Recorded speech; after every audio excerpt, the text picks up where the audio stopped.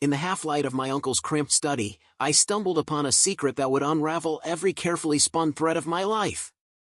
Nestled behind a stack of forgotten novels, a recent addition from a series I'd adored, I discovered a dusty photo album.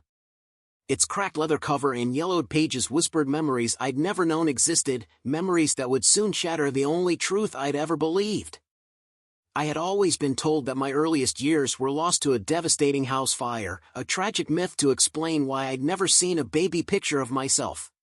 For 16 years, I'd lived under the shadow of that story, raised by my mother, a vibrant woman of 42, and by the man I'd called Dad since I was small, a man who, at 39, had filled our home with quiet routines and distant smiles. Yet now, as I carefully turned each fragile page, I recognized my mother in all her timeless grace, but the man at her side was not the one whose face I'd known from every family portrait. My heart pounded like a trapped bird as I took in the incongruity. This groom was a stranger, his features utterly alien to the comforting visage of my supposed father. I recalled how my parents had always forbidden me from spending time with my spirited uncle, a man of 33, whose gentle humor and secret kindness had drawn me away from the sterile emotional distance of our home. Somehow, I'd managed to slip away to his haven of musty books and homemade lemonade, a refuge from a family whose love had always felt uneven. Just as I was piecing together the shards of this revelation, the creak of the study door signaled my uncle's return. His eyes dropped to mine, and for a moment, time stilled. In a feeble attempt to redirect my attention to the new novel clutched in his hand, he offered a weak smile. But I couldn't be distracted, not now, when the album in my trembling grasp demanded answers. I demanded the truth, my voice quivering with a mix of fury and sorrow. With a heaviness in his gaze that matched my own, he began to speak in whispers laden with regret. He revealed a secret that had been buried beneath years of deceit. The man who had raised me, the one I'd always called Dad, was not, in fact, my biological father. Instead, my true father was the brother of that man, a truth so staggering it blurred the edges of my reality. I recalled fragmented memories of a kind face I barely remembered, a man lost to a ruthless disease that had claimed him when I was scarcely 5 or 6. The court, swayed by the tragic weight of his motor neuron diagnosis, had granted my mother full custody. All along, I had been cradled in a lie. As the full weight of his confession pressed down on me, memories long hidden began to surface. I remembered the hushed arguments that reverberated through our modest home, the quiet resentment that seemed to favor my younger sister, Riley, just 2 years my junior, over me. It was as if every stray glance and whispered comment had been part of a grand design to keep me in the dark about who I really was. My mother's voice, once soothing and full of promise, now echoed with betrayal as she admitted that her love had strayed, finding solace in the arms of her husband's own brother, a forbidden comfort that had forever twisted our family tree. That night, as the bitter taste of deception filled my mouth, I realized I could no longer remain tethered to a home built on lies. I resolved, with a trembling determination, to leave behind the life that had been nothing more than a carefully curated facade.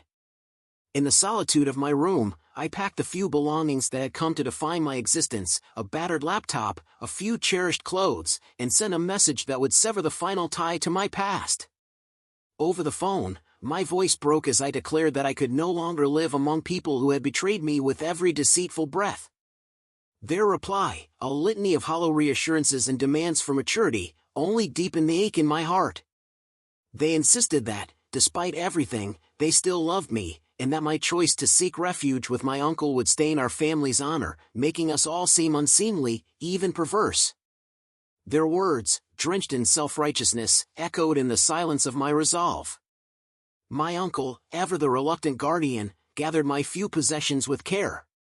In the soft hum of his modest apartment, where the scent of old paper mingled with freshly squeezed lemonade, I felt both solace and an acute sense of loss.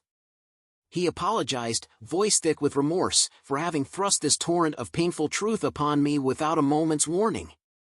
He admitted that my parents had lashed out at him for daring to speak the truth, branding him as a meddling interloper in their neatly packaged lie. He made it clear, though with a tinge of sorrow, that his shelter was only meant to be temporary, a sanctuary until I could stand on my own 2 feet, perhaps when college beckoned. In the days that followed, my new life with him was a study in contrasts. The safety of his home was marred by an ever-present loneliness, a reminder that while I had escaped one cage, another had been built around me. My phone rang incessantly, each call from my parents a painful reminder of the world I was abandoning. They argued in measured tones about practicality and duty, insisting that I was being ungrateful, that a young woman choosing to live with her uncle was an affront to everything respectable. Their rationale was cold and calculated, dismissing my raw grief as mere immaturity. The emotional toll of these revelations soon became unbearable. In the quiet moments of the night, tears flowed freely, each one a silent testament to a lifetime of hidden lies. In a moment of sheer desperation, I asked my uncle to help me find legal recourse, something that might, at last, sever the ties to the family who had deceived me for so long. His eyes widened as he mentioned that he had already consulted a lawyer, and that documents were being prepared to legally adopt me. The notion that I could be freed, that my parents' rights could be terminated, sparked a fragile hope within me. Yet even as I began to glimpse a future unburdened by deception, further betrayals came to light. My grandparents, who had always been a distant presence, suddenly appeared on the scene. Their arrival was not the warm embrace of salvation, but a cold lecture on gratitude. They insisted that I should be thankful my mother had taken me in, that I should honor the care I'd received, even as they condemned my biological father's family for their absence. Their words, laced with a bitter irony, threatened that if I did not comply, my mother would cast me out entirely. The venom of their admonitions left me reeling, deepening the chasm between what I had once believed and the stark reality before me. Then, in a twist of fate that felt both liberating and heartrending, a week later the final blow was struck. My parents, cornered by the relentless tide of truth and the legal might of those determined to protect me, finally terminated their parental rights. It was as if a heavy, invisible chain had been severed, allowing me to breathe freely for the first time in years. The legal adoption process by my uncle was set in motion, promising a future where I would no longer be defined by the legacy of their lies, even though I would remain a minor for a couple more years. I cannot deny the bittersweet sting of this new beginning. My sister Riley, whose life had been so intricately woven into the fabric of our once shared existence, was now forced into a painful separation from me. A terse text later revealed that she had been forbidden from speaking to or seeing me, a wound that no matter how deep, we promised to mend through secret messages and stolen moments at school.